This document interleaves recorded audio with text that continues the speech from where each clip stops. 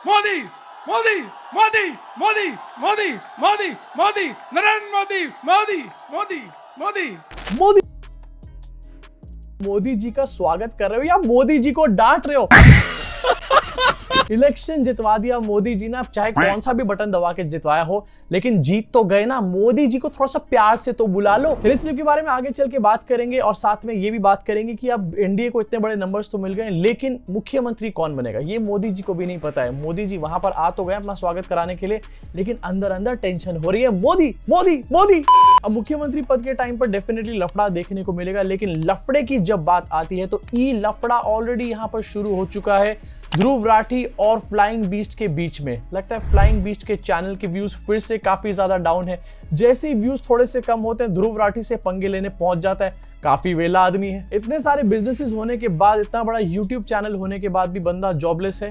मोदी है तो मुमकिन है। अभी कहानी कहां से शुरू होती है थोड़ा सा आपको दिखाना चाहता हूं। जिस टाइम पर दिल्ली में धमाका हुआ उसके बाद ध्रुव राठी का एक ट्वीट सामने आया एंड ध्रुव राठी ने मिस्टर सिन्हा को कोट करके ये बात लिखी, after every terror attack same tool kit gets activated, these accounts always share photos videos of this filmy villain and try their best to sow hatred among Indians, they want to divide India and cause a civil war, this is the point 5 front, be careful of such people. And ये चीज बार बार देखने को मिलती है जब भी कोई आतंकवादी घटना कहीं पर होती है, उसके बाद ये शौर्य मूवी का क्लिपिंग है, इसको वायरल करने लग जाते हैं। ये मूवी जब आई थी तो किसी ने नहीं देखी थी, इनफैक्ट आज भी शायद ये मूवी किसी ने नहीं देखी होगी। एंड में क्या होता है इस मूवी में ये किसी को पता नहीं होगा, क्योंकि अगर पता होता तो ये इन क्लिपिंग को शेयर नहीं कर रहे होते यहाँ पर बैठकर, लेकिन इस क्लिप को जगह जगह शेयर किया जाता है। एंड इस क्लिप को शेयर करके कहा जाता है कि सारे मुसलमान बहुत खराब है एंड सबको टारगेट करना चाहिए। एक तरीके से नॉर्मलाइज किया जाता है हर मुस्लिम के अगेंस्ट हेट को। ध्रुव राठी ने ट्वीट किया एंड इसमें कुछ भी गलत नहीं है, टूल किट की तरह ही एक्टिवेट होता है। उसको कोट ट्वीट किया फ्लाइंग बीस्ट ने एंड ई लफड़े की शुरुआत यहाँ पे हुई। गौरव तनेजा लिखते हैं, always protecting and shielding the culprits. कोई प्रोटेक्ट नहीं कर रहा, कोई शील्ड नहीं कर रहा कल्प्रिट्स को। लेकिन भाई साहब ये तो बता दो कि पुलवामा के वो जो आतंकवादी थे वो अभी तक पकड़े क्यों नहीं गए हैं?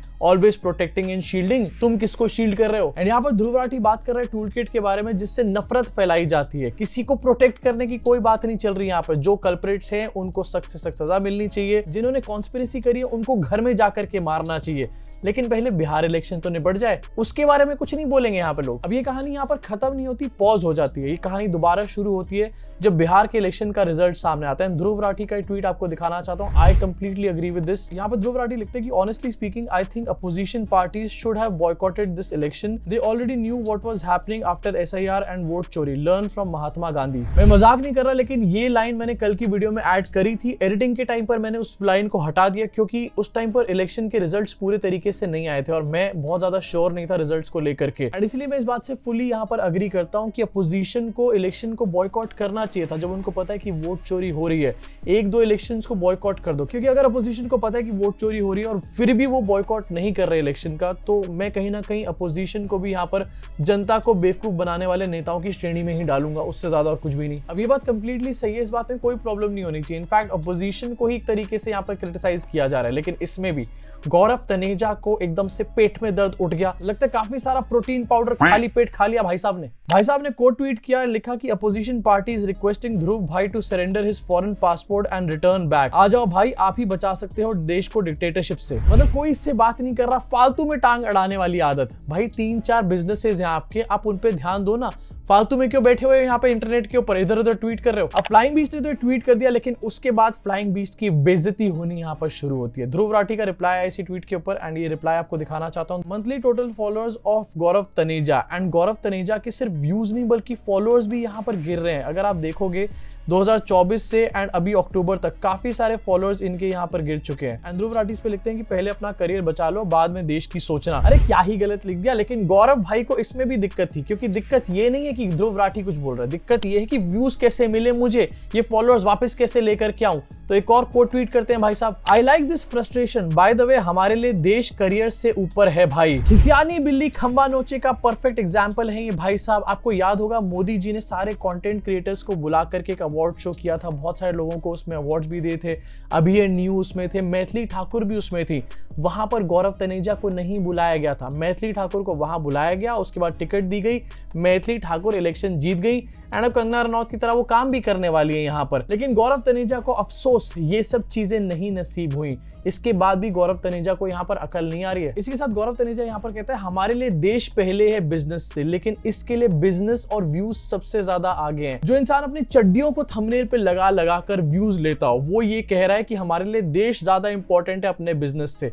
कितनी बड़ी हिपोक्रेसी और कितना बड़ा झूठ होगा ये। एंड मैं आपको दिखाना भी चाहता हूँ कि स्क्रीन के ऊपर भाई के व्यूज कितने, 9 मिलियन सब्सक्राइबर्स हैं इनके, लेकिन लास्ट वीडियो के ऊपर इनके 1,13,000 व्यूज हैं, 6 lakh views, 5.5 lakh views, 3.5 lakh views, 2.5 lakh views. 9 million subscribers में जितने व्यूज यहाँ पर गौरव तनेजा के हैं उतने 2 मिलियन वाले लोगों के होते हैं। लेकिन नहीं, इनको पंगेबाजी में ध्यान देना। भाई इतना ध्यान जो है ई लफड़े की जगह अगर आप कंटेंट में दोगे ना तो व्यूज वापस उठ जाते हैं, ऐसा हो जाता है वापस अपने आप। इनफैक्ट 7 दिन पहले का ये वीडियो है, ये धंधा बंद करना पड़ा। भाई अगर ट्विटर पे लोगों से ई लफड़े करते रहोगे ना तो धंधे बंद ही करने पड़ेंगे। अब इस ई लफड़े के बाद फ्लाइंग बीस्ट के व्यूज बढ़ेंगे या फिर नहीं बढ़ेंगे ये तो टाइम आने पे पता चलेगा।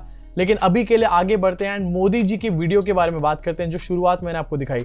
जीतने के बाद मोदी जी कुछ ज्यादा ही एक्साइटेड हो गए यहाँ पे। मोदी मोदी मोदी मोदी मोदी मोदी मोदी नरेंद्र मोदी मोदी मोदी मोदी मोदी मोदी। मोदी जी जीत के बाद अपने पार्टी कार्यालय जाते हैं, उसके बाद इस तरीके से मोदी जी का स्वागत किया जा रहा है जैसे मोदी जी को डांटा जा रहा हो। एंड मोदी जी फिर से हेलीकॉप्टर यहाँ पर चला है। मोदी जी जीत चुके हो, अब बटन दब चुका है, अब हेलीकॉप्टर चलाने की जरूरत नहीं है। मोदी जी का बस नहीं चल रहा है, इसी हेलीकॉप्टर को चला चला कर वो गुजरात पहुंच जाएंगे। यहाँ से हेलीकॉप्टर की भी जरूरत नहीं पड़ेगी, महामानव फॉर अ रीजन खुद ही हेलीकॉप्टर बन जाते हैं टाइम आने पे। इसके अलावा जरा मोदी जी की स्पीच सुनो एक बार। ऐसा नहीं लग रहा कि प्रधानमंत्री बोल रहा है, ऐसा लग रहा है कोई भोजपुरी सॉन्ग के लिरिक्स यहाँ पर चल रहे हैं। गर्दा उड़ा दिया।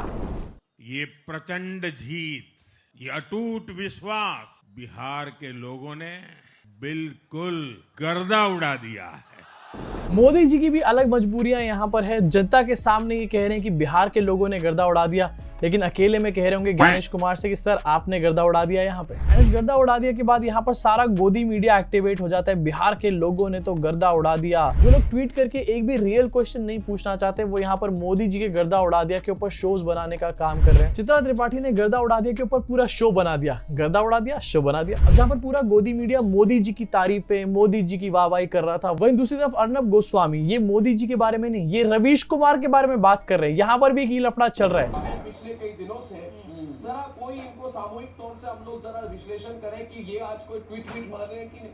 वैसे इनकी फैमिली भी पॉलिटिक्स में है और कुछ नहीं कहूंगा मैं, लेकिन ये कंट्रोवर्शियल बैकग्राउंड के पॉलिटिक्स वाले लोग हैं और कुछ नहीं कहूंगा मैं सिर्फ एक बात कहूंगा कि आप सुनिए, इसकी बात कर रहा हूँ, लोग समझ रहे इशारा काफी